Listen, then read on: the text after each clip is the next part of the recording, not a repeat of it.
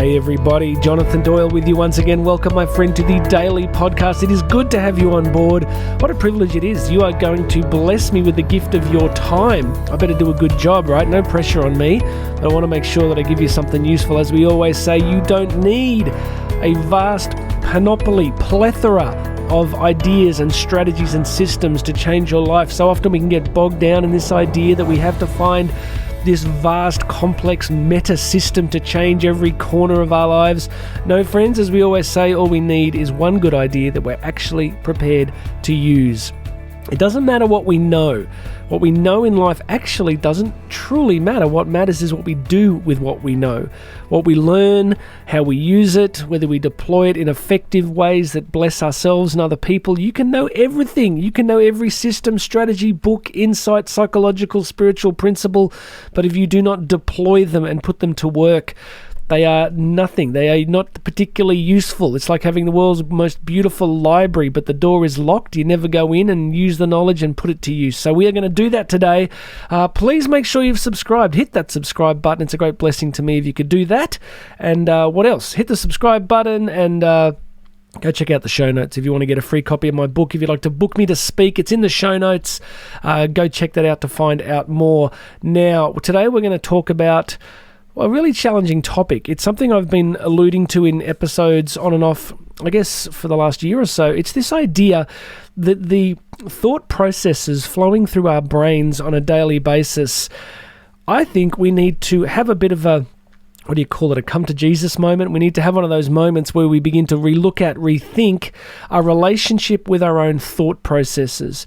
I'm increasingly convinced that transformative change tends to happen at the level of our relationship with our conscious thinking. You know, changing our subconscious thinking is obviously more challenging because it's subconscious. You know, that can be accessed, of course, through deep states of meditation and prayer. Things like music and drama and symbology can change some of that. But it's a harder process, whereas our conscious thinking process is something that we can begin to work with if we get conscious, if we begin to pay deep attention to the actual thought processes going on and catching ourselves in the act of going, you know what, that's not helping. So much of the time, our thought processes fly along and we assume that they're reality. Regular listeners, you know I talk about this regularly because, you know, as St. Paul famously said, of sinners of whom I am chief, I can say with you of lazy thinkers of which I have been chief. And by lazy thinkers, I just mean I have been a person historically who has been a victim to the weather of my thinking. So if the weather was good, I could be positive and pumped. If the weather was not good in my internal psychological dialogue, then I could become victim to it super, super fast. Now, I just want to mention something, and I've got to go deeper to find out where I was reading it. I was reading some research of a high level, peer-reviewed research, just around, do you know how all of us have grown up with the concept of the biochemical basis for negative feeling states and significant mental health problems? You know, all of us have been aware of this idea that the neurochemical balances in our brains can affect our feeling states. There's been some very interesting research coming out recently saying we're not quite sure how true that may be. And I don't want to go down that rabbit hole with you just yet. I want to get my empirical, epistemological basis a little bit stronger. But if we took that out of the equation, just as a thought experiment, let's just say that our mental health states are much more consistently predicated upon the way that we are thinking. See, the problem with that, two things to think about. If that was correct, if we were in a sense doing it to ourselves, now that is not blaming the victim, of course, everybody listening, we're all in a different space on our own emotional, spiritual, mental health journey. But if we took some of that out, that kind of neurochemical fallback, then what would happen is, firstly, you know, Big Pharma would go out of business even faster because, of course, they're incredibly invested in that process. But secondly, we'd have to take an incredible responsibility for monitoring, managing, and directing our thinking. Now, this is difficult to do. This is something that I have found difficult and challenging to do in my own life. But I want to give you some quotes. Firstly, I want to give you three. You know, if you think of the famous quote from Ralph Waldo Emerson, the American metaphysical poet, Emerson, excuse the gender specific, famously said, "A man is what he thinks about all day." Have you heard that before? Let's just change it. A person is what they think about all day. It's a very famous quote from Emerson, that we become what we think. If we're thinking thoughts that are, I guess, let's say somebody does something to us that we don't like. We've all had the experience of burrowing down deeply into thoughts of self-justification. I can't believe they did this to me. This is terrible. And we get in that spin cycle, right? We're spinning along and we begin to gravitate and think about those, how we've been hurt, how we've been wounded. And I was thinking as I was coming into the studio, do you remember when you were a kid and Christmas was coming or your birthday was coming? Like, I don't know about you, but we would begin to obsess about it, right? You get so excited that the joy and the excitement leading up to those days could be really quite profound. My daughter's having her 15th birthday tomorrow, and she's in many ways she's a beautiful human being, and she's a very gentle spirit, and she's quite self-contained, a little bit like a dad.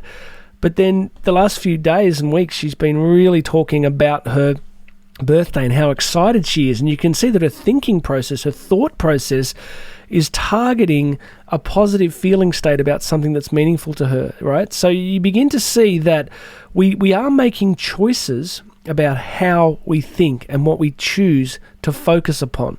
All right, now I think this is a really hard message. I think it's harder than we actually want to give credit for, because it's easier to blame an external circumstance. It's easier to blame a neurochemical process than it is to go, well, what if, I am participating in my own unhappiness or my happiness? Let me give you another quote here. This is from Emmett Fox. Emmett Fox was a member of, what is it called? I think it's called the New Faith movement in the early 20th century. It was a kind of weird not syncretist, but a kind of I guess it was a syncretist movement, a kind of pulling together of Stoic metaphysical spiritual principles. I think what they were trying to do was take the best that they could find out of all the world's spiritual psychological principles and meld them into a kind of way of being. So there'd be good in this, there'd be stuff in this that would be problematic for some of us, but I just want to give you this one quote. He says, "What you think upon grows. Whatever you allow to occupy your mind, you magnify in your life. Whether the subject of your thought be good or bad, the law works and the condition grows. Any subject that you keep out of your mind tends to diminish in your life because what you do not use atrophies. The more you think of grievances, the more such trials you will continue to receive. The more you think of the good fortune you have had, the more good fortune will come to you." All right, so at the extreme end, we've got the kind of, that movie and book The Secret that came out, when you just kind of, you think about a Porsche and then you walk out in your driveway and it's there and you're like, what good's that? So you can see we've got a spectrum here, right? We've got a spectrum. We've got a spectrum from believing that we can manipulate physical reality simply by our thinking, all the way back to believing that our thought processes are completely irrelevant. What I'm trying to do is move the needle for all of us today and move us a little further down the line to realize that what we think upon, as Emmett Fox says here, grows. And what we don't think about tends to atrophy. So I remember as a kid when I broke my arm skateboarding, I remember it was a pretty bad break, and I was in a cast for a long time.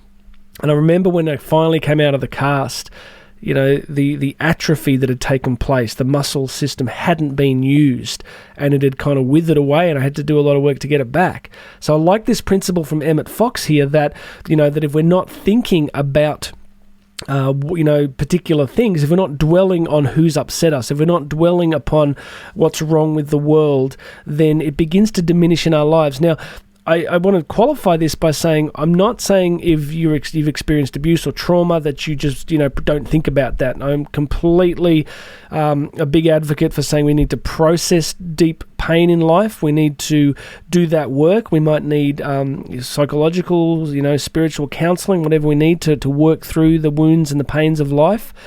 But I think there comes a point where we have to begin to diminish some of the negative things that we can think about and begin to focus upon some of the things that are true, good, and beautiful about reality itself.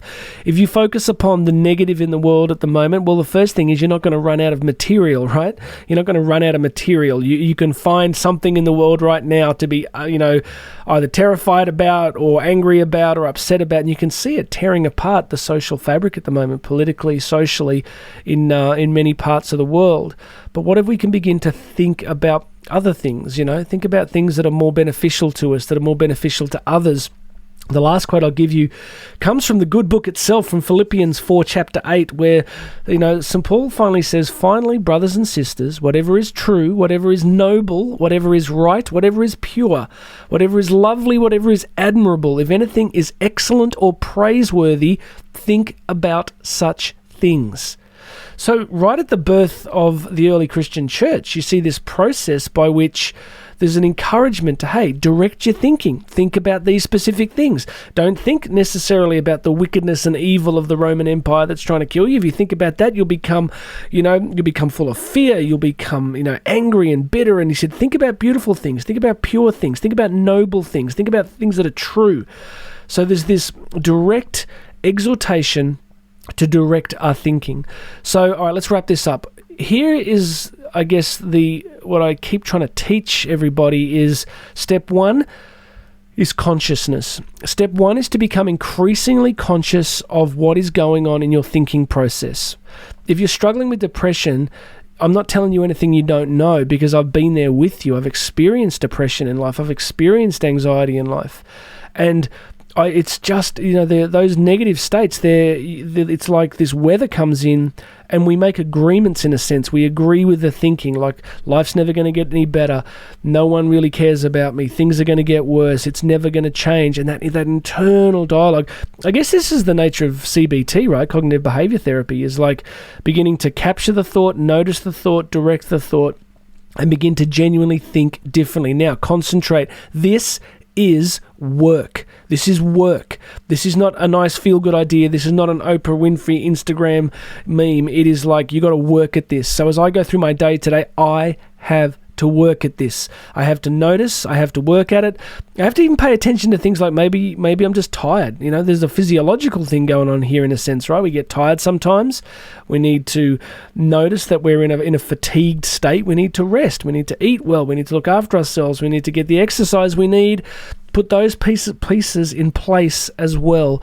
All right, really the essence of this is I just think that all of us need to begin to pay attention. That if we want a different quality of life, we are going to need a different quality of internal dialogue. I just want to draw your attention finally to that when Emmett Fox says, if you think about the good fortune you've had, the more good fortune will come to you. Some of you might be just not, I guess, resistant to what I'm saying here today, but I keep coming back to somebody like Viktor Frankl, who went through Auschwitz, who went through the Nazi extermination camps and survived it, and developed, logotherapy, the third Viennese school of psychotherapy. And he was like, he found things in the death camps to be grateful and to feel fortunate about. And then his life goes on to be a life, in a sense, of profound good fortune, where he makes a massive contribution to the world. So by this, I mean that even if you have had difficulties in life, even if you have had suffering and betrayal or pain in life, you can still find some good. You can still begin to reprogram your internal narrative to go, yep, you know what, this happened, but guess what? The meaning of it is it's made me stronger. It's made me more accepting of reality. It's made me more compassionate. It's made me want to reach out to other people who suffer. So no matter what we go through, we can frame the meaning, and we frame the meaning of our negative life experiences through that internal language, through, yep, this happened to me, but guess what? It was awful. I wouldn't wish it on somebody, but it's given me the ability to be gentle, compassionate. It's given me an ability to want to make something of my life regardless of what's happened. Right, I want to say summary again and keep going, but I think I should wrap up. But I'm going to do it anyway. All right, here it is. You don't have to be a victim to your thought life. I don't have to be a victim to my thought life. We need to begin to capture our thoughts, notice our thoughts, and direct our thoughts. And it's hard work. It's a moment in history where it's much easier to be a victim. It's much easier to blame, an external process, an internal process, a government, a financial system. Pick your pick your poison, right? We can find something to externalize our problems toward. I don't mean that we don't fight for justice and do what we can reasonably do to change systems and structures, but at the end of the day, we have an incredible chance to direct our future by catching ourselves in the act of unhelpful thinking and choosing and deciding to think differently.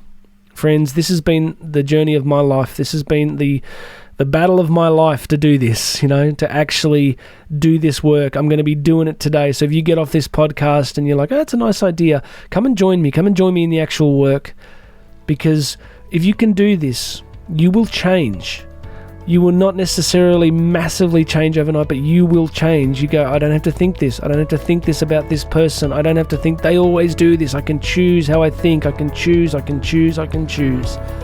All right, God bless you. Please make sure you've subscribed. I'd love it if you could share this with people. If you think I'm crazy, send me an email, jonathan@jonathandoyle.co, and I'll try and dig up that scientific paper on the neurochemical basis. I did have it recently, so if I can find it, I'll put it in the show notes today, or you can email me and I'll keep finding it and I'll put it out there. God bless you, everybody. My name's Jonathan Doyle. Get out there. Take the power back. Take that control back. Be a blessing to the people in your life because you're choosing to think differently. My name's Jonathan Doyle. This has been The Daily Message, and you and I are going to talk again tomorrow.